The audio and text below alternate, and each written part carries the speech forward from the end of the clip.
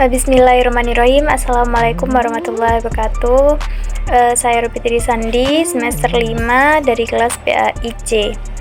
Di sini saya akan memenuhi tugas dari Bapak dosen pengampu mata kuliah Administrasi dan Supervisi Pendidikan, yaitu Bapak Fikri Farihin, MPDI. Di sini saya akan menjelaskan atau memaparkan mengenai dari materi kepengawasan. Jadi baik, langsung saja di sini saya akan yang pertama akan memaparkan mengenai pengertian pengawasan.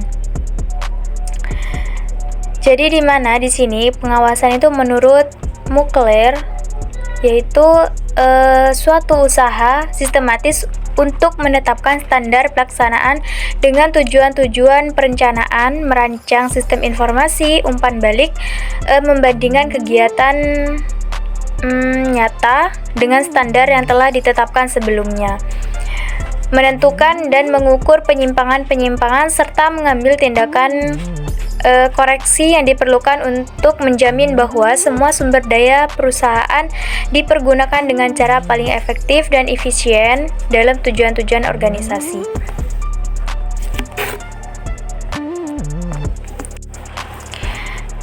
Kemudian yang kedua yaitu mengenai istilah-istilah yang terkait dengan pengawasan, di mana di sini monitoring dan evaluasi atau MONEV itu merupakan aktivitas pengawasan yang pada keduanya itu dimiliki tujuan yang sama, yaitu untuk memastikan keberhasilan program.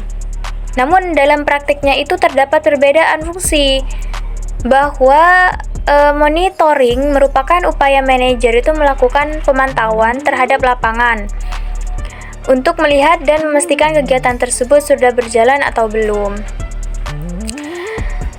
Dan dalam perjalanannya itu kegiatan tersebut apakah ada hambatan dan bagaimanakah solusi menangani hambatan tersebut. Sedangkan evaluasi itu penekanannya pada aspek hasil yang dicapai setelah program tersebut selesai. Biasanya hasil monitoring itu menjadi informasi yang berharga sebagai bahan evaluasi. Itu pemaparan dari istilah-istilah yang terkait dengan pengawasan. Kemudian yang ketiga yaitu merupakan proses pengawasan, di mana di sini proses dasar pengawasan itu meliputi 3 tahap. Yang pertama yaitu menetapkan standar pelaksanaan, kemudian yang kedua mengukur pelaksanaan, yang ketiga menentukan kesenjangan yaitu deviasi antara pelaksana dengan standar dan rencana. Nah, di mana di sini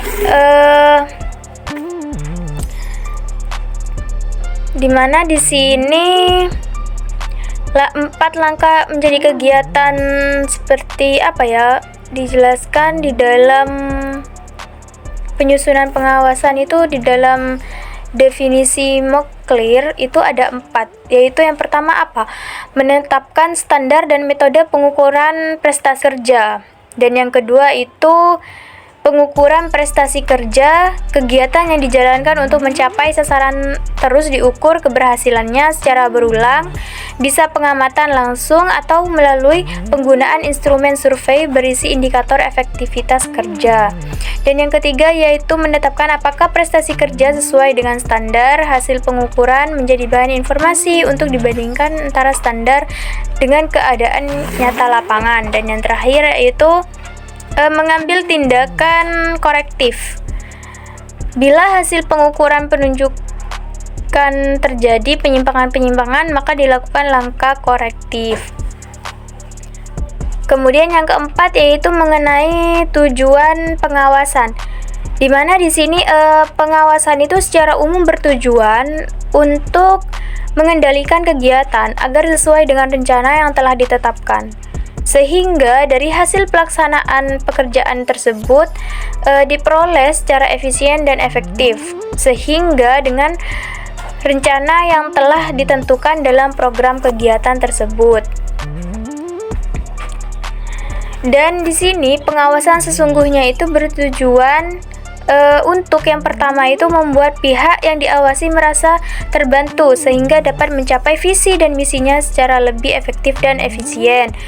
Kemudian menciptakan suasana keterbukaan, kejujuran, partisipasi, dan akuntabilitas.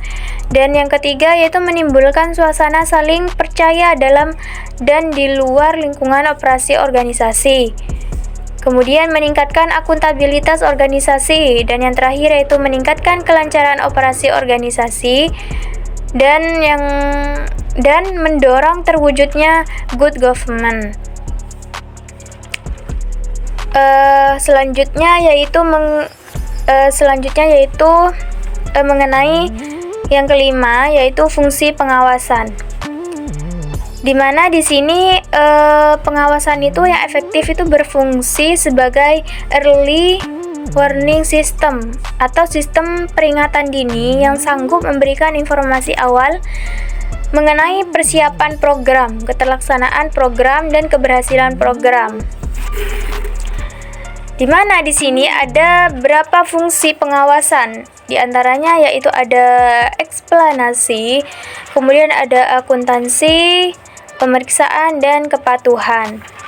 Jadi di mana di sini yang pertama fungsi eksplanasi yaitu menjelaskan bagaimana kegiatan dilakukan, termasuk di dalamnya hambatan dan kesulitan serta alasan terdapatnya perbedaan hasil-hasil dari suatu kegiatan tersebut.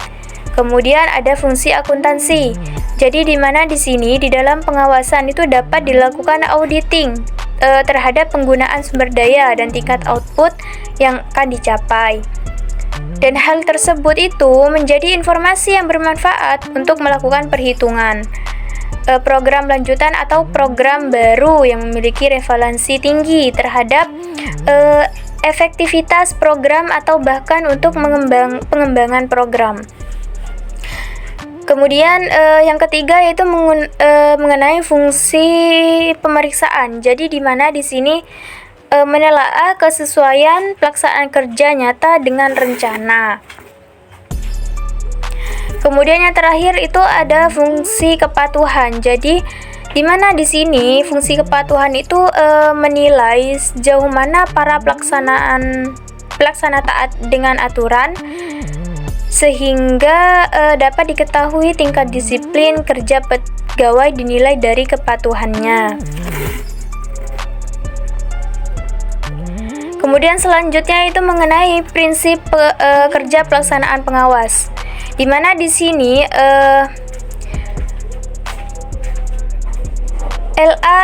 LAN Republik Indonesia merinci prinsip kerja pelaksanaan pengawasan dengan poin-poin sebagai berikut. Di mana di antaranya yaitu ada prinsip kesisteman, kemudian ada prinsip akuntabilitas, prinsip organisasi, kemudian ada prinsip koordinasi, prinsip komunikasi, prinsip pengendalian, dan prinsip integritas, dan prinsip objektivitas.